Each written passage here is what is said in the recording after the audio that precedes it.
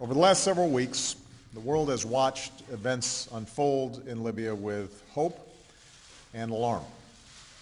Last month, protesters took to the streets across the country to demand their universal rights and a government that is accountable to them and responsive to their aspirations.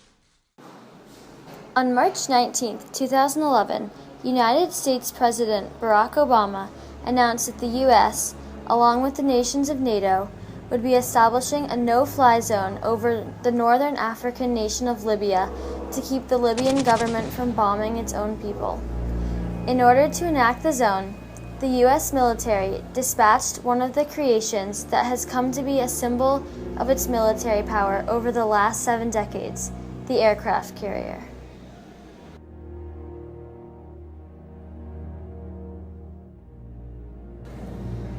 The USS Enterprise was dispatched off the coast of Libya, along with the French Charles de Gaulle and the Italian Garibaldi.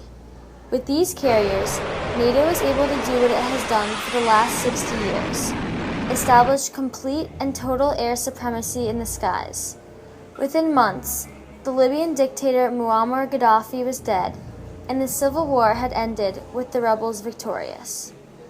The Libyan no-fly zone was a nearly bloodless exercise for the U.S. that successfully overthrew a hostile dictator and brought another democracy to the Middle East.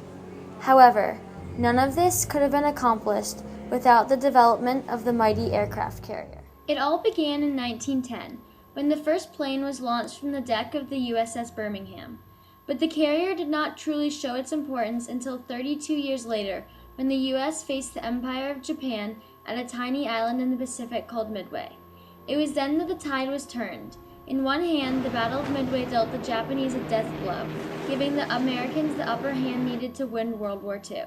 In the other, the battle forever changed the role of the aircraft carrier from a mere support ship to a primary instrument of naval warfare. Before the Second World War, the aircraft carrier was not seen as a major naval vessel. The British had developed the Argus, the first true aircraft carrier with a full-length flight deck, towards the end of World War I. In 1922, the Americans built the Langley, their first aircraft carrier. But the capabilities of these few carriers were limited, as they were only support ships and continued to be tested and experimented with. Everything changed in World War II. On December 7, 1941, the Japanese unleashed an overwhelming aerial attack on Pearl Harbor using aircraft carriers, showing the world that no area near the sea was safe from this new weapon. In the Battle of Coral Sea 5 months later, the opposing fleets never even saw each other, as the fighting was all played out through aircraft carriers. By June 1942, aircraft carriers had combined large flight decks to launch more aircraft, had better defensive weapons, and operated long-range for transoceanic voyages. After Pearl Harbor, the Japanese continued to spread across East Asia and the Pacific and focused on destroying the American carrier fleet. To do so, Admiral Isoroku Yamamoto, Commander-in-Chief of the Imperial Japanese Navy, set a trap for the Americans at Midway.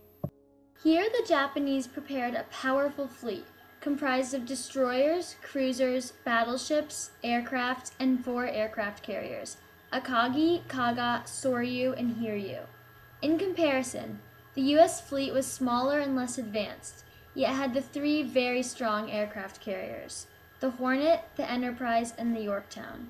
While the Japanese had the material advantage, the U.S. had the element of surprise, as codebreakers had uncovered Japan's plans for Midway, allowing the U.S. to show up early.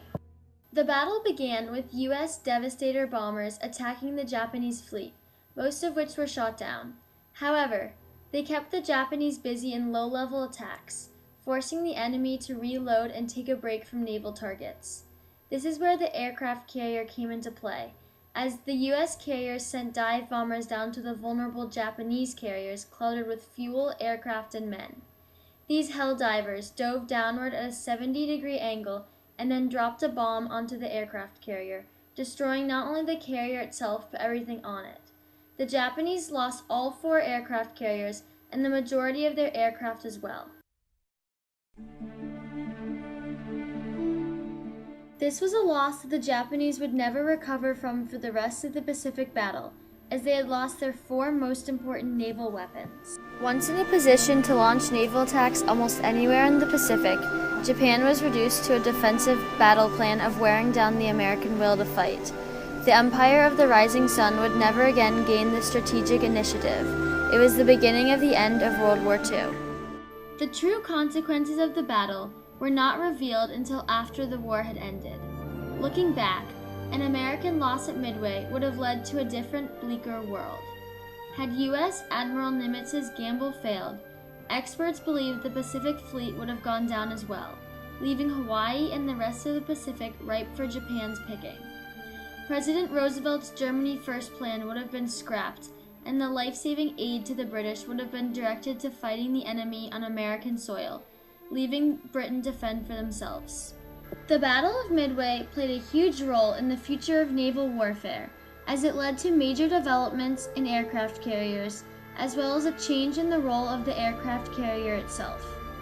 Before the battle, Admiral Yamamoto preferred the battleship over the carrier, as he felt that the carrier should support the battleship and not the other way around. For example, in battle, Yamamoto placed his battleship force several hundred miles away from the carriers, expecting the group to make a death blow after the carriers had softened the enemy up.